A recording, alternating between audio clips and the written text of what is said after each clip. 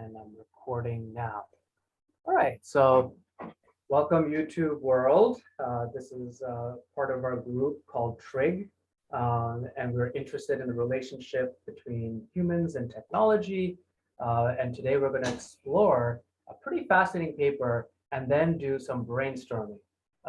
And the way we'll do this is maybe first we'll do introductions, and then Tasha will talk about sort of her journey and why she found this paper to be kind of interesting.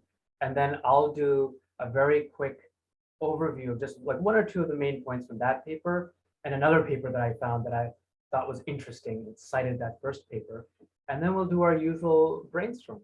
So I'll start the introduction. Hi, I'm Vivek, and I'm a research scientist in the Ashton Graybill Spatial Orientation Lab, and I study spatial disorientation, but I do a lot of other stuff too. And then let's see who's next. Let's go with Tanmay. Who are you? Hi, I'm Tanmay. I'm a junior at Lexington High School. Nice. And then Janet and Ethan. Hi, I'm Janet, and I'm a research coordinator at the neurology department in the hospital. And I'm Ethan, and I'm currently a medical scribe for a rheumatologist. Nice. And then Erica. Hi, I'm a software developer, and I also have an interest in music, including generative music. And then Tasha, if you can give an introduction, then just jump into sort of like your journey. Sure. So I'm Tasha. I'm an academic coach at Berklee College of Music. I'm also a bit of an amateur researcher. I have a psychology background, and I've really been interested in neuroscience and predictive processing and using those to understand my experiences as a congenitally tonally blind person whose sensory system, for some reason, never fully reorganized itself to take the place of sight.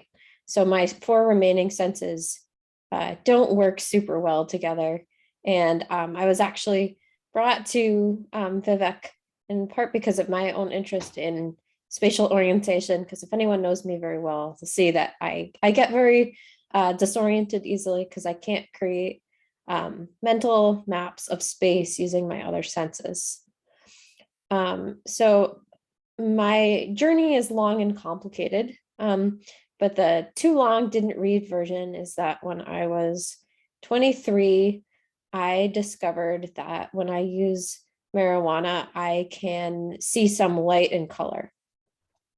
And then since that discovery, what has happened is a developmental process of basically being able to grab onto every tiny bit of light I'm able to see and using synesthetic connections, map that onto other synesthetic modalities to, in effect, create my own form of sensory perception that's like a visio-motor haptic tactile perception, like all mashed up together. And what that allows me to do, it's not quote unquote functional in the way that you think about vision being functional. It doesn't let me navigate, doesn't let me cross the street, doesn't let me do all those things, but it does let me to, it does allow me to have some shared experiences with people to talk about something like reflection of light on the water, or a skater moving across a TV screen. Because what happens is when I'm using the marijuana and I'm seeing something, I experience it as movements within my own body and feelings as if my eyes are moving, almost like my eyes become limbs that are reaching towards and orienting towards and exploring objects, even when I'm not touching them. So, one example of that, for example, is there could be a tall building that I'm approaching, and I feel like my eyes are jumping upward towards that tall building. And I have learned to associate that proprioceptive sensation of rising with a tall building because it's happened enough times. The marijuana is not really a viable solution. It's not something I can use every day. It has other side effects. I'm prone to migraines. So this has really led me to the research aspect in this question of how can I recreate these sensations not using marijuana, and also the broader question of how does this idea of combining multiple senses as opposed to substituting one sense with another, which is kind of a traditional approach in research. But if you're able to combine sensory modalities, what does that allow you to do? And can we, as humans, integrate information from multiple senses? So I've been thinking about like some ways to do that, and we'll do some brainstorming later and discuss them.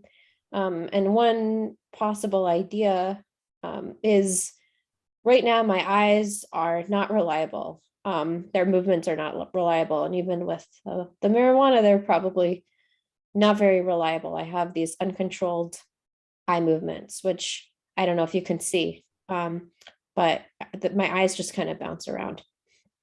So, for example, this is just one idea, but if there were stimulators that I was wearing that would be like shock the muscles in my eyes, like electrically stimulate them.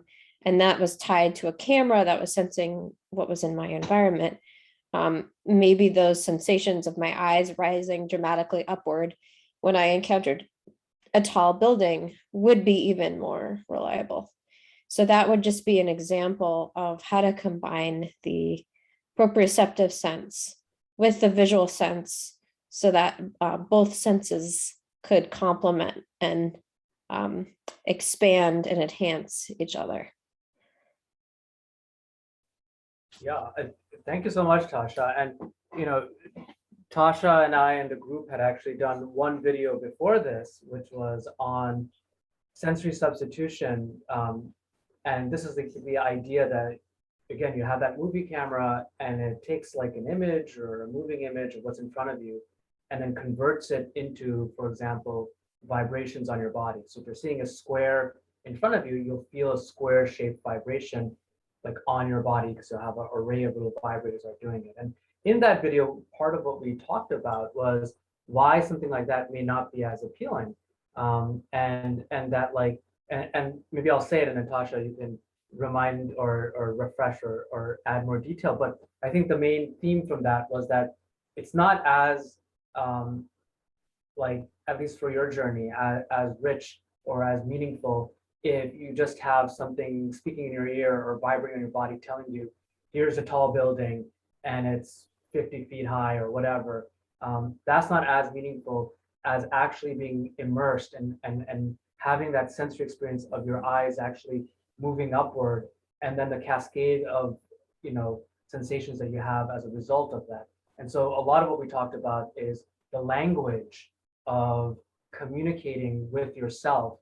And is that a good sort of like summary of the last video that we sort of talked about and why you're not as much of a fan of sensory substitution devices? Yeah, I definitely think so. And I think it goes back to what I was saying earlier about a shared experience, having that emotional experience of awe, like, wow, that's a really tall building, which I wouldn't get if I was just having this really abstract sensation of vibration or like a robot voice in my ear. So it is about having that immersive and deeply emotional impact that I can then share with the people around me. Yeah, and I think it's so important because sometimes I feel like people in the technology field maybe disregard that's not just emotion, information. It really is sort of like the emotion and feeling connected that matters.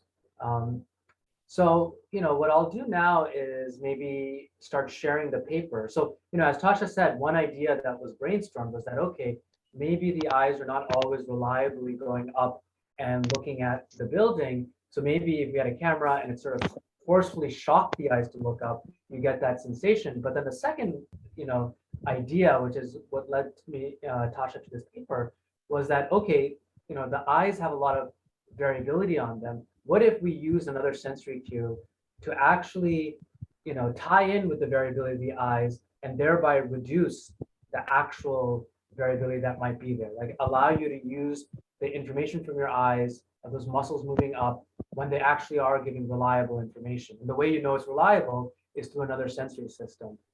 Is that the reason why you were attracted to this paper, Tasha? Or am I summarizing that? Yeah, definitely. And I think it was also really just based on my body's own natural capacity to do that, that I have mapped eye movements onto limb movements and hand movements and leg movements. So like when my eyes are moving around, they feel like my arms are moving or my legs are moving. And because I'm naturally doing that, I feel like that's something that anyone can learn to do and that can be enhanced through technology. Yeah, thank you. So I'll do a very quick overview. I'll probably go, it'll be even less of an overview than last time because I want to have some time for brainstorming. But if I miss anything that you think are important, Tasha definitely, or anyone else definitely say that here are the key points that maybe you missed. Let me screen share.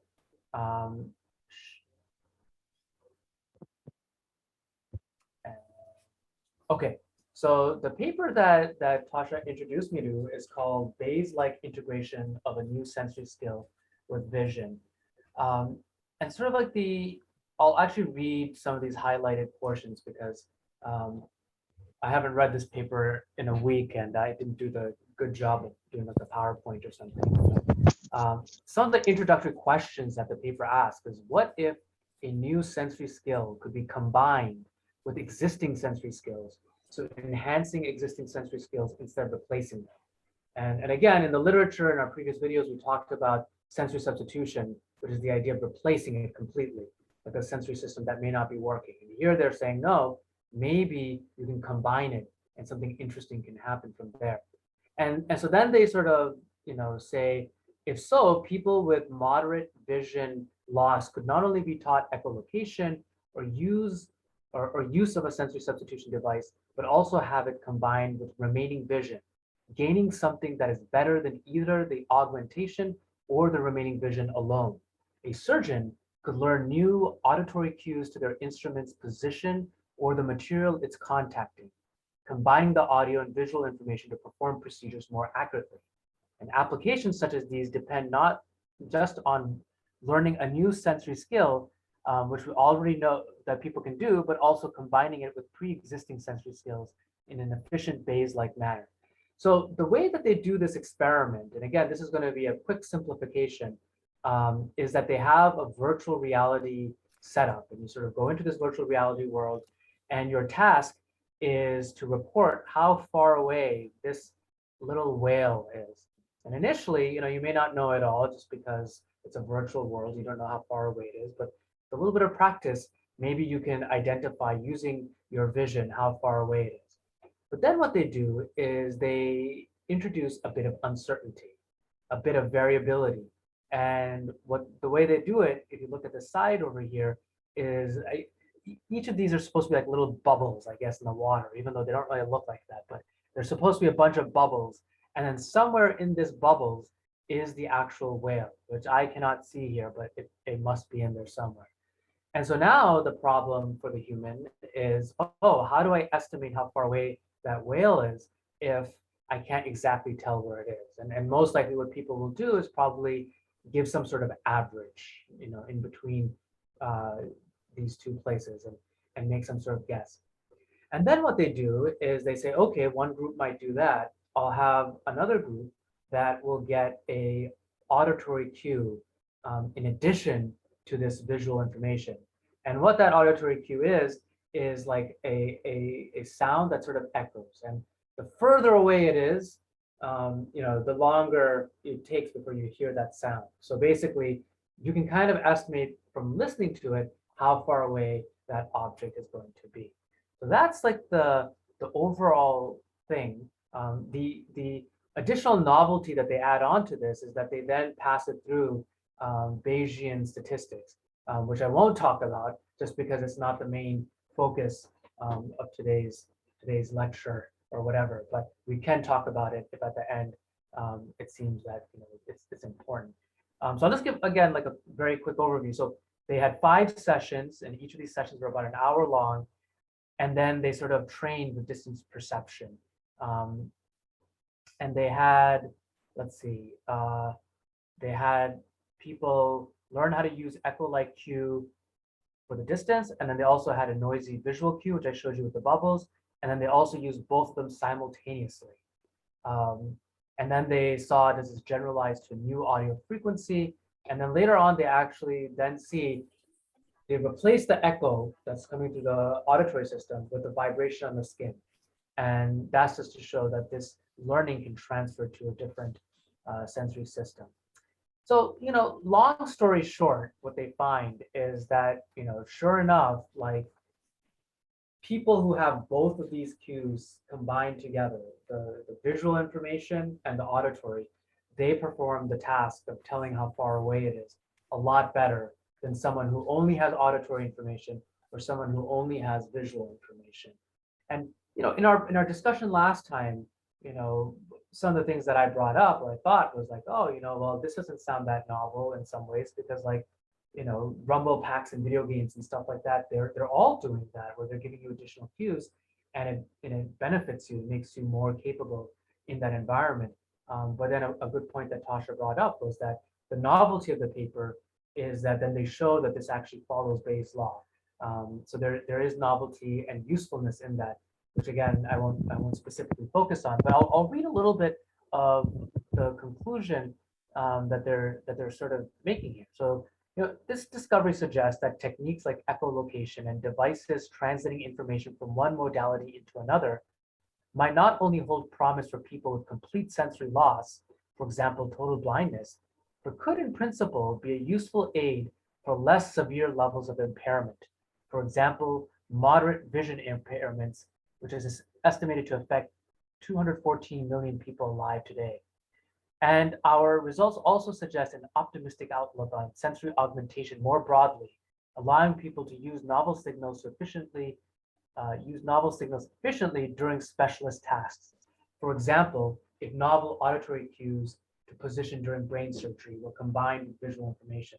So in the brainstorming session, in just probably 10 minutes, we'll brainstorm some ideas that we may have in our own lives where this sort of pairing could potentially help. Okay, and then this is other stuff. And the last thing I'll do is just share another paper. So usually what I like to do is maybe do a more thorough research or whatever literature review of what people have done, but with limitation in time, I did not do that. All I did was I looked at who cited this paper, and I found one paper that I thought was interesting, not even like fully I don't know, related, but in a small way it was. And I thought it was kind of cool because I've always been fascinated with echolocation. So this paper is called, and I'll just go very quickly through it, 5-6 minutes, and then we'll brainstorm. Flexible action system, click-based echolocation may replace certain visual functionality for adaptive walking. So I'll again, because I didn't prepare, I'll just read some of the highlighted stuff I have here, which is a lazy thing to do, but it is what it is. You get what you pay for. So humans can also echolocate, they say, using emissions in the audible spectrum, such as mouth clicks. And at present, people rarely use click-based echolocation spontaneously, but research shows that those people who are taught this, both blind and sighted people, can actually learn to use echolocation, which is pretty surprising. Like I kind of knew it existed, but I kind of also thought maybe it was like a myth. Like, I didn't really believe that that's the case. And again, for echolocation, for people who may not know, it's sort of like you make like an auditory clicking sound. And I guess the idea is that that sound goes, hits an obstacle that may be in front of you, bounces back, and you get a sense of maybe how far away that obstacle is. Or according to this, if you get good at it, you can judge the shape, size, or distance of objects based on the echoes from the mouth clicks. So it's extraordinary that's even possible.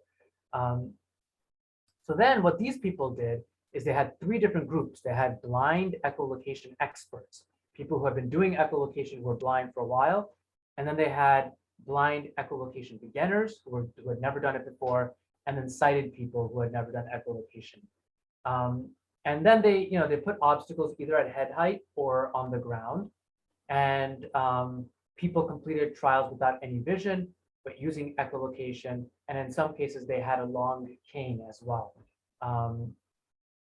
Okay, and then just gonna, in each trial, the task was to walk from the starting position towards the opposite end of the room, and participants were told that they should sense that there was an obstacle in front of them, and they were to walk around it without touching any part of it with their body. But otherwise, they would continue to walk straight ahead, and then they should walk the way that they would usually walk at the same speed.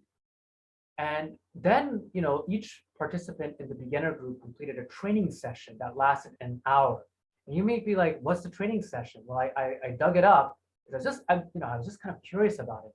And in the training session, this is all you have to do, I guess, and you can start to maybe avoid obstacles, is that first the experimenter demonstrates a mouth click made by pressing the tongue against the roof of the mouth and then quickly pulling away the part of the tongue to create a vacuum pulse. Whilst, and I guess I haven't seen this word too often, but whilst making this tongue motion, the experimenter also made a wide open smile to facilitate the clicking process by stabilizing cheek and jaw muscles and permitting the sound to come out of the mouth. And then, participants were asked to copy this. And then once, the researcher was happy with the clicking process, they were brought into the center of the room, the person, and then the person actually touched an object with their hands so that they knew that there was an object in front of them. And then they made a clicking noise. And then the participant was asked to lift one of their hands so that they knew the obstacle wasn't there. And then they made a clicking noise again. And they kept doing this until they could sort of hear the difference between having an obstacle in front of you and not having it. And then after that, then the researcher took the obstacle and they themselves moved it. And they kept doing it until the participant was able to identify when the object was there or not. And so it's kind of fascinating that it just took an hour, and I guess people were able to sort of learn, that. I guess I was just really surprised by that. Okay, and I'll just go to the results. And the one thing that should be said is that, like, even the blind experts were making collisions. So it wasn't as if they were performing as well as someone who was sighted, but nevertheless, there were statistically significant results, and I'll just quickly go through it and then we'll brainstorm.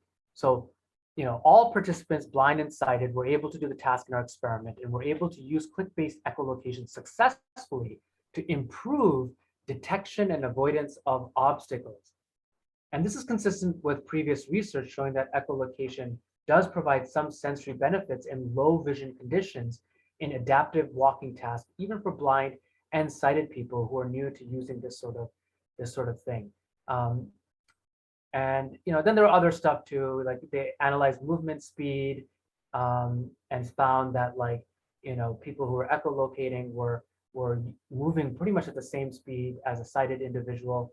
And there were one or two other things. The other sort of interesting conclusion that they were making is that either way, it is clear from the results that blindness alone does not lead to superior performance, but that even people who are blind need to have experience in echolocation in order to demonstrate behavioral benefits. And this is, I think, addressing the idea where, some people say that once maybe you're blind, all of your other senses heighten, which may or may not happen. But what these people are saying is that that's not enough to give a blind person who's never echolocated an advantage to perform the task better than a sighted person who's never echolocated either.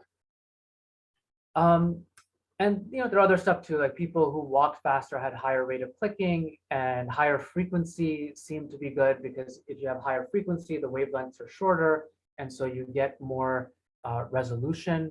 Although I don't know how much of a wavelength difference there would be between a click that's slightly lower and higher. They didn't have that sort of analysis there. And And then the last sort of thing is that the echolocation did not help with obstacles on the ground as much. And that's why they did the cane experiments. And their essential conclusion here is that combining, for example, a cane with echolocation is good. And also the idea that echolocation can help people with low vision, kind of similar to what the previous paper was saying, because it can reduce variability by providing sort of additional information on what's happening. Okay, so that was this paper, which I thought was cool and related. And now we can sort of enter into the brainstorming. But before doing, any general comments, anything I missed, Tasha, for example, on the papers that you thought were important and I didn't cover?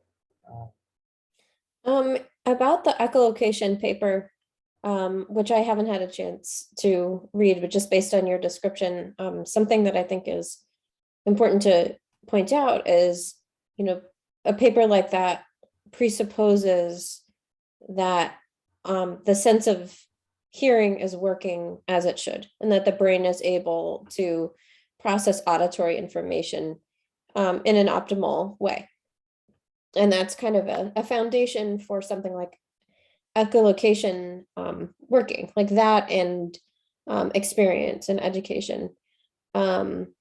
What isn't often considered, though, is situations like mine where, I use echolocation to some extent passively, like, hearing a hallway that opens up to my left. So it's not like I can't use it.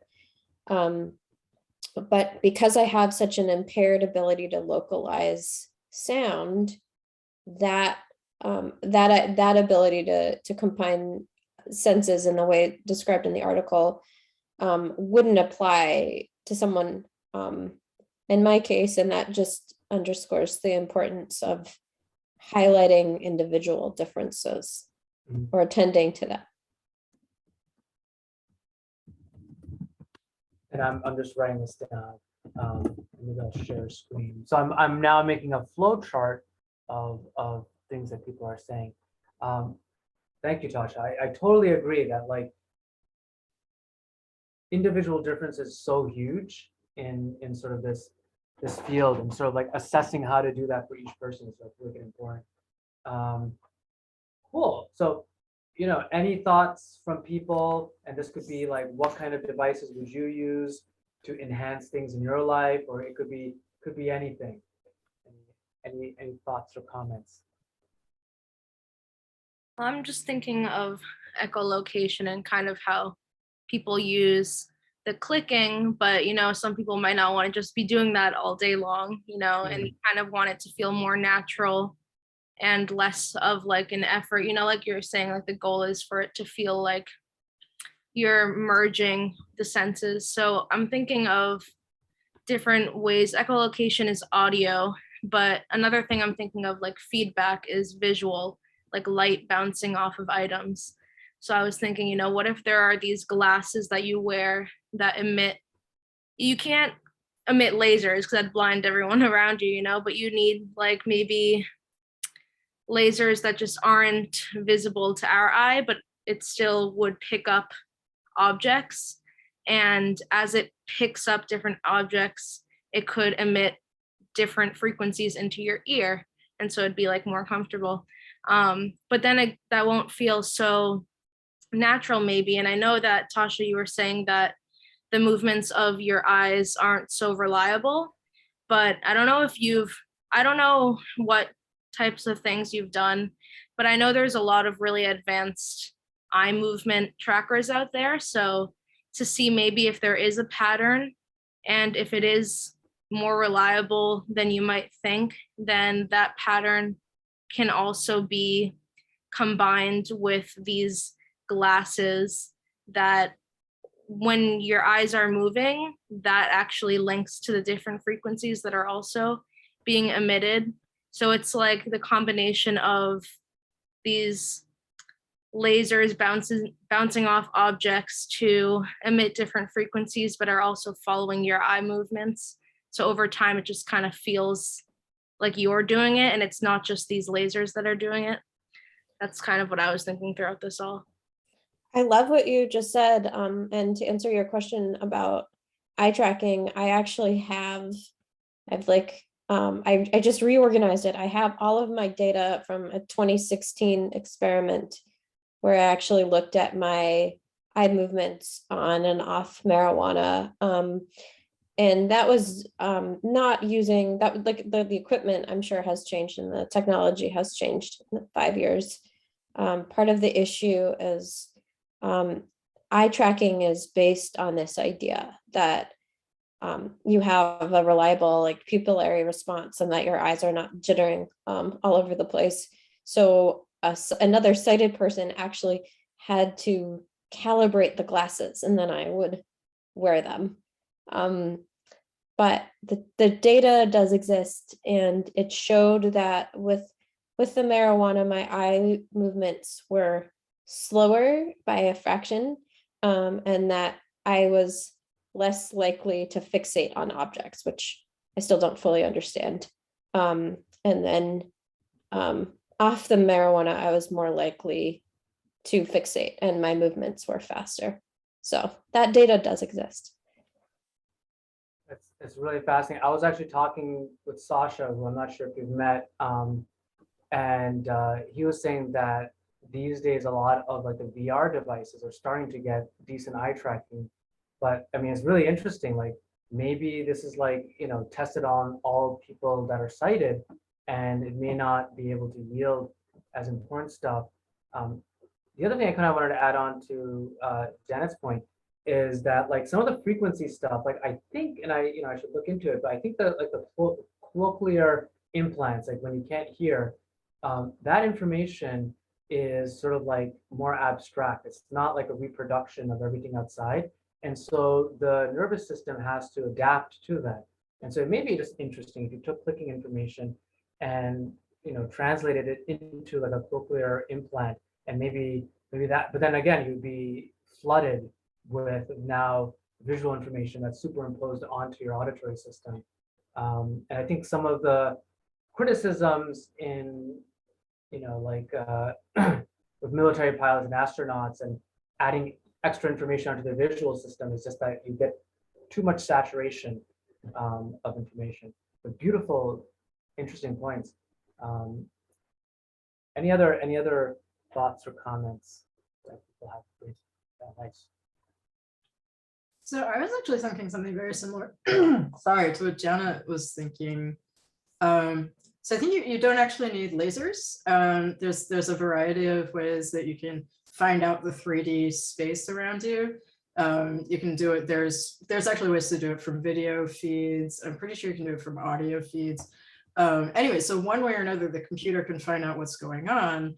So then the question is like how to get some feedback based on that. And I don't know, Tasha, whether this would be working at all, but I'm wondering, like you were saying, it would be cool if you could get something to move your eye, right? And I wonder if like the reverse would help. Like, okay, so you've got the eye tracking going. What if you got some feedback based on, so you're talking about like your eye moves up when you see a tall building. What if when your eye happens to move up when you see a tall building, you get some sort of feedback? Like a reinforcement type thing. Yeah. I think it would depend on what the feedback was. Like, I think that the feedback, the interesting idea that I think I'm trying to get across, and I think that this is where the predictive processing piece comes in, or the Bayesian ideas come in, is that the feedback needs to be parallel, or needs to actually be the same thing as the motions that you're using to explore your surroundings, right? So I want to reach for the T to my left, and like I can imagine like my arm moving leftward, and then it moves leftward, and that's the reinforcement. So that it's this idea of like the inverse models, right? It's like those motor and sensory pieces are really, really linked. I know that I'm kind of saying this more abstractly than I want to say it, but it's the same information. Like the argument that I'm making is that the information is interchangeable. So the predictions of what I'm doing and the actions are the same sort of feedback. Well, so just to add on to Erica's point and let's see what you think. So, there are systems, or I feel like I've read papers where people have looked at reducing the internal noise, whether it's motor noise or any other sort of noise that you have in your system. And you could maybe say that, like, if the variability of your eyes, the reason it's so variable is because there's some internal noise that sometimes prevents it from, looking up when it should. And one idea, like Erica's idea, is that every time your eyes do the thing that is correct, which is look up when there's a tall building, you get a reinforcement. And maybe that reinforcement reduces the internal noise if there's some sort of processing happening between, the eye movements and what you're experiencing. Maybe not, maybe it's like a Right. single thing, your eye moves and then you're like, oh, that's a tall building. But if there is some processing that's going on, then that could reduce the internal noise a little bit and make your eye movements a little bit more reliable. What do you think about that? I'm not sure. I mean, the thing is, like, these are speculations. Like, this is why we're here and we're brainstorming and we're exploring, because we're open to all the possibilities. I think reducing noise makes sense. I also think that having access to, in some ways, like with the marijuana, you could argue that it's creating more noise. So right now I'm tuning out my eye movements. I'm sitting here in this chair and I don't know what my eyes are doing. I'm not paying attention to them, right? I've tuned that out because it's meaningless, right? It doesn't translate. So, I do see your point of, wanting to reinforce certain movements, but that I think that gets to the point of, which movements are getting reinforced. The ones that are matching what you want. It's a good point though, but I feel like with the marijuana though, if your eyes are moving slower, you are reducing noise, but not increasing it, because you're getting more light hitting the photoreceptors that you have. Right. I'm reducing the noise, but I'm kind of, I think, increasing the exploratory movements. And I think that the point that I'm trying to make is that I don't know how helpful it would be to have like an a priori assumption about, like, this is what we need to be looking for. Like, this specific thing is what we need to be looking for. Because I think kind of the magic, of this experience is fostering that sense of exploration. So, what my body has naturally done is map eye movements onto reaching movements, right? Which are exploratory. So I think, there's this idea of active sensing. I think whatever feedback, like I think Janet was saying, it's about merging with the technology so that it is feeling like something that I'm doing rather than something that's being done to me. And like, I'm assuming that that's how the subjects in that first paper were eventually starting to feel, like that it was something that they were able to do rather than a passive experience. Yeah, it's interesting because they were getting an auditory cue that reinforced, I guess, what they're seeing visually. So what would the similar thing be in your case? That you get an auditory cue that represents how tall a building is in conjunction to your eye movement when it's looking up at the building. Is that how would you apply this maybe to your situation? I would say that it's like, like basically what you said, but instead of but you would substitute the auditory cue for a sensation of my whole body rising, right? So this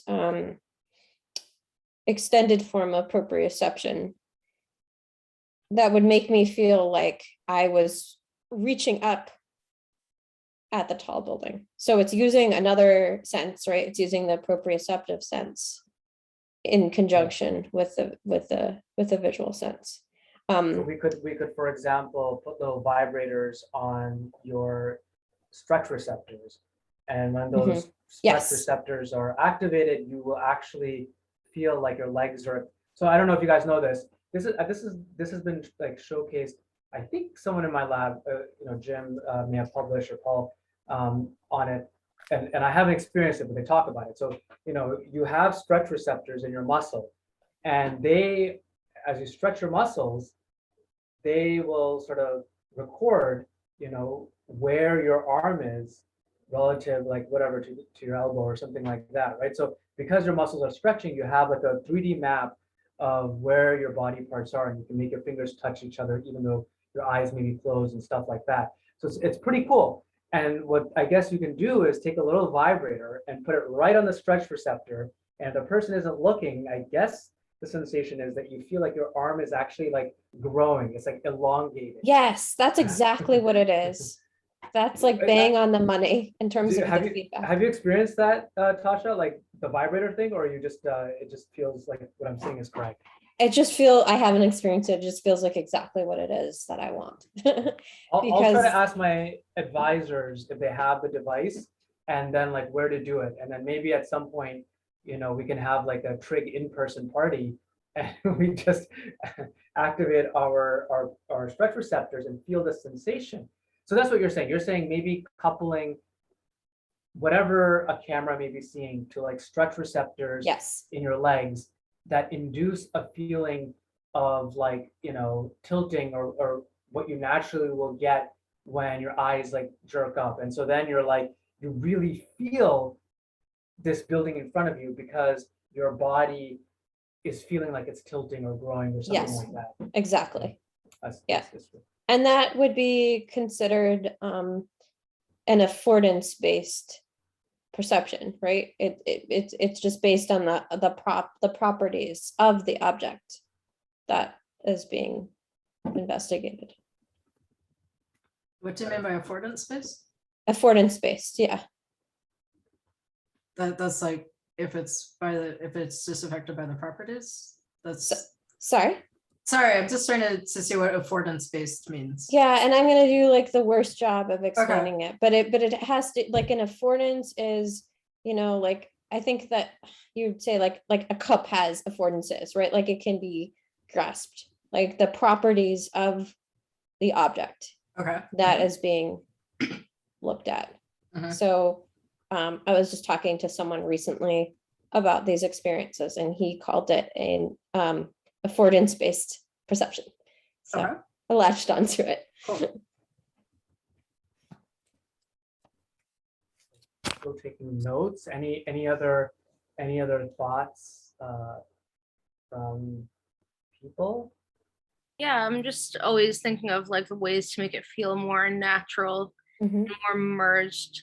So just in addition to maybe this pulling vibrotactile system, since that's not like the most natural, I'm just thinking right now, like I'm looking up and down, and like my eyebrows move. Like we're usually, when we're looking level, our eyebrows aren't doing much, eyelids not doing much, but when we look up, they move. So in addition to whatever contraption you would have to make it feel more natural, you could also have something on like your eyebrows, or maybe even eyelids. I have no idea what type of device it would be, because of course you can't go around with these huge things, but just something that maybe like lifts your eyebrows to look up, because that's what happens when you look up, your eyebrows move, or when you look down, for them to move down a little bit, just to make it feel more natural, because for the most part it's not moving too much, but if something is really tall, like you can feel it. So to make it feel more natural, I think it'd be cool to have some facial devices or little feelings to go on at the same time. I think that's a really interesting point. one thing that I would say to add to that is I'm not sure if you would need that sensation, like maybe like, because of course I don't know, right? Because I'm not experiencing it. But naturally in our bodies, we're not aware of this, but there's all kinds of reflexes that are happening that we're not aware of, like the vestibular ocular reflex, or there's also a trunk ocular reflex. There's tons of these reflexes, right, that are happening in the whole body.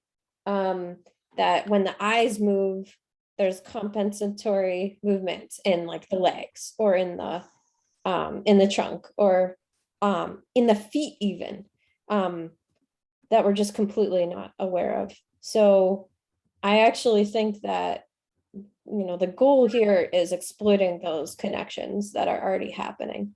So I don't know if you'd necessarily need the eyebrow piece. I mean, maybe, but maybe you would. But if you have those reflexes that are exploited, or that are accentuated in one part of the body, it's possible that they would that feeling would spread, like that the nervous system would be able to kind of interpolate and extrapolate. I think both these points are really cool. I mean, Janet, like, what I love about the idea is that, like, I guess like one thing to think about is like how much information can you encode through like a single vibration, through a single reflex system, or through any of these things. And the appealing thing about like being able to elicit complex things on your face is that like people say when you smile, it actually changes how you feel inside. Even if you're feeling sad, if you smile, it kind of makes you feel a little bit happier.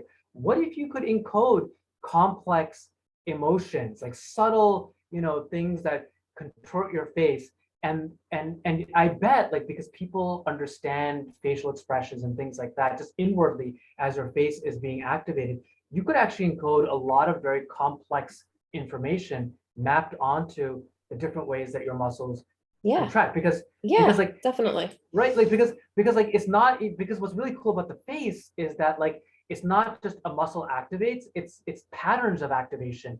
If you have these two things activate, maybe you're smiling, not to ramble too much, but the other thing that this reminds me of is in my rebirth ceremony, I had a really really amazing mask maker sort of come and talk about like mask making. And he was talking about like all of the different muscles and the patterns of coordination of different muscles activating so that you can express emotion. And the last rambling thought I'll say here is that, within neuroscience, it's the idea that sometimes, the same collection of neurons can encode a whole bunch of different things because they're just firing in different patterns. And so really it's about the pattern more than just is one neuron firing or not. It's about who's firing and who's not, and what's the pattern that's coming out of it. And so I don't know, there's something about the face, because it's dense with all of these muscles in a small area, makes me feel like it'd be really cool. You could probably have all sorts of different activation patterns, and each of those could mean something very different. I don't know, I think there's some coolness, a lot of coolness in that.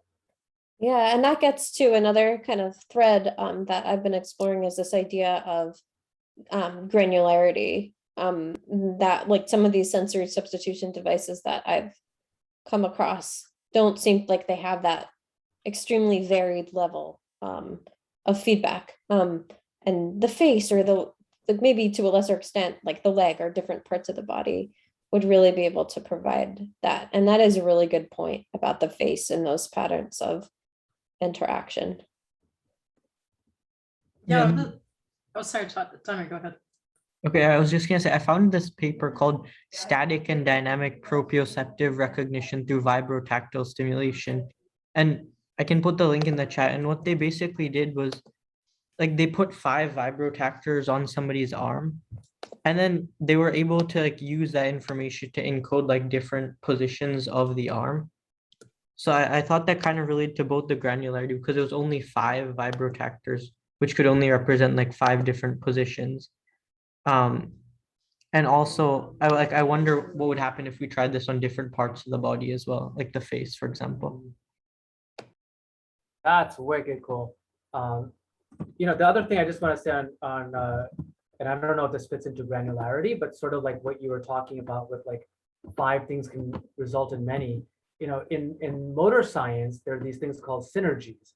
And synergy is just basically a collection of muscles working together. And one of the idea is that, look, like when you move your hands, you can do infinite variety of different movements. How does the brain encode that? And the one idea that some people think is how it works is that you may only have like 5 or 6 base vectors, 5 or 6 different ways of activating collections of muscle. And then you do linear combinations of them, and that spans the entire space, and you can do everything. So really what the brain is saying is that, oh, if I want to do this movement, activate these synergies with these weights. In any case, so it is possible maybe that we create some fundamental things, fundamental facial expressions or reflexes, as Tasha was talking about, and those are like the base vectors. And then the patterns of activations we get from that encode an infinite amount of information that in some ways seems intuitive to us, especially if we practice or learn it. I mean, these are some really deep thoughts that I'm not even sure is out there in the literature world as much. Yes, I feel like that's exactly what I'm saying, because like I participated in the VEX experiment of being in this chair and having to use this joystick and having these different oscillations to try to stabilize my body. And there's so many different movements that you can do there in order to oscillate, into different at different angular velocities. And so it's not, it's pattern based, but it's more interesting even than that. I think it's the rhythmicity, and it's the speed, and it's the velocity, and it's the direction, and it's the tension, and it's so many different pieces. I'm unfortunately going to have to go on that note. But I hope we are coming towards the end. Yeah. Yes. Thank you, Tasha, for Thank joining. you, And everyone. Thank you so much. Thank you. then everyone else, is there any remaining thoughts, or was this a complete?